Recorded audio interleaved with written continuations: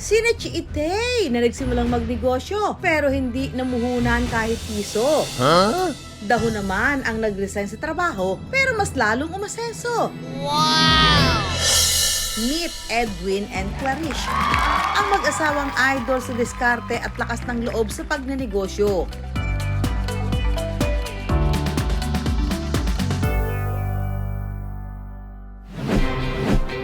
Bilang mapiling ina, isa sa mga sinigurado ni Clarice ay mabigyan ng kalidad na produkto ang kanyang anak, lalo na nung sila ay newborn o baby pa lang.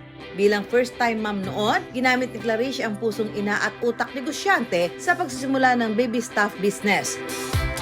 Bedding set na may kasamang comforter at mga una na gawa sa quality cotton fabric ang naisipan niyang ibenta. 3 months na wala halos pumapansin. Post lang po ako ng post ng pictures hanggang sa may bumili. May nagtiwala pong isang buyer na doon na po nagsimula lahat. Reseller ang tawag kay Clarice. Sila yung nag-aangkat ng produkto ng iba para ibenta. Magpo-post ka na sa social media, may magtitiwalang magbabayad, tapos babayaran ko po doon sa supplier, saka pa lang po gagawin yung product. Malinis po na parang wala akong naging puhunan. Nakahanap siya ng supplier mula Malabon, Caloocan at May Kawayan, Bulacan. Sa kada isang bedding set na nagkakahalaga ng 1,000 pesos, na ibebenta niya ito ng 1,200 pesos. 5 taon ding naging reseller si Clarice bago niya naisipan na gumawa ng sariling produkto. Naisipan po namin mag-solo, mag-sarili, pataas na po talaga yung presyo ng product. Pinag-resign ni Clarice ang asawang si Edwin sa trabaho nito bilang field collector dahil sila na mismo ang gagawa ng sarili nilang bedding products. Kailangan daw natutok para masiguro ang kalidad. Mahirap, oo, pero habang tumatagal, na-adapt mo na eh. Meron mga solusyon din bawat na problema. Iba yung kami yung hahawak mismo dahil mas magagawa mo sa produkto yung gusto mo eh. Mas makakapag-decide ka agad kaysa yung kumukuha ka sa iba.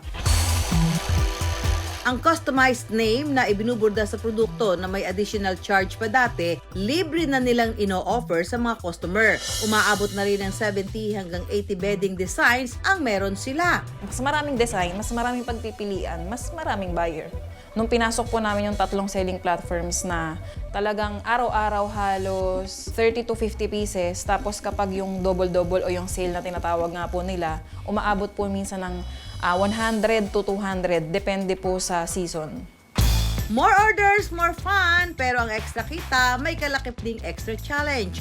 Noon, kapag may nag-order sa selling platform, dapat mapaship ang parcel within 2 days. Ngayon, kapag may pumasok na order bago mag-alas 2 ng hapon, kailangan makapagpaship within the day. Kaya ang mag-asawa talagang hands-on sa negosyo. Ako po kasi admin, parang marketing, sa pricing. Ako yung parang magdi-deliver sa mga hub, and then ako yung driver pag hahango kami ng tela, pag bibili kami ng tela. At higit sa lahat, yung matagal ko nang ginagawa, yung pagpapak.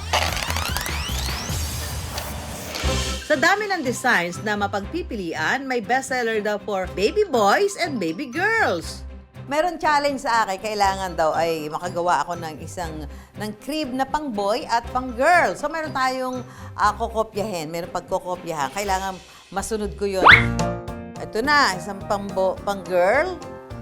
Wow, yung pang girl, complicated ha? Maraming memorization. Ang boy medyo, mas madali-dali yung boy. Dahil mas madali ang boy, unahin natin. Okay, unahin na natin ang pamboy. Wala naman time limit to, di ba? Huwag akong nangangarag. Yan. Ko, ang liit ng baby. Ganyan na lang. So, ayan. Yan, sige, ganyan. Lock na yan. Ito naman sa girl. Para alam ko na kung saan to. Ganon, ha? Kailangan lang kasi padded yung paligid para hindi siya pag nauntog, hindi masakit. Corona! Baby! Ito naman tayo unan. Ito. Unan. Mavi at Hailey. Parang dapat may ribbon. Hindi ko alam kung saan ba. Dito ba? Dito ba? Dito ba? Diyan ka na lang. Ay, eto. May kumot. Dito yan. Ay, talaga yung mata. Hindi na. Masigip ka na. Okay na ako. Final answer. para husgahan kung tama ang ginawa kong setup ng ating mga baby crib. Yung mga lagay natin mga beddings. Ito si Clarice at si Edwin ang may-ari ng mga baby products na ito. Ito muna pong saboy, Mami Sue. Ano na? Tama po. May kulang? Mami Sue, iba po yung design. Ay, nakakalito kasi. My gosh! Ito po, wala po na. Gusto ko meron. Next naman po. Next, ito. As a girl, Opo. tama naman. May kulang po, sabi nyo, diyan ka na lang, masikip na. Dapat kompleto eh. Ay, talaga yung mata. Hindi na, masikip ka na. Ay! Ito. Opo, big crown po. Eh, kasi parang sikip na, baka madaganan si baby. Pwede naman po kung ano lang po yung gagamitin tsaka yung ilalagay. Ayan. Pero almost perfect. Kahit po hindi tama lahat, may gift pa rin po kayo galing po sa Ellis Baby Stop. Aba, akala Neck mo, pillow po. Naging baby pa ako.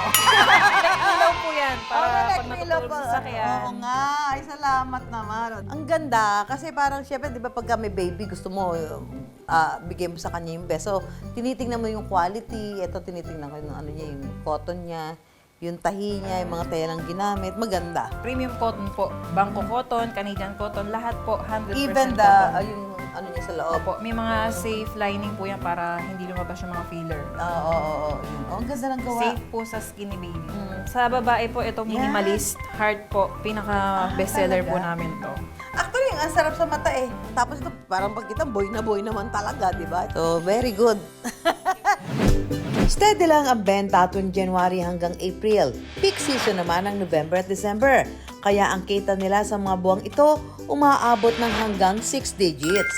Mas maganda naman yung kita kapag ikaw pala mismo ang gumawa kumpara dun sa kukuha ka. Yun nga lang, talagang doble, triple po yung pagod.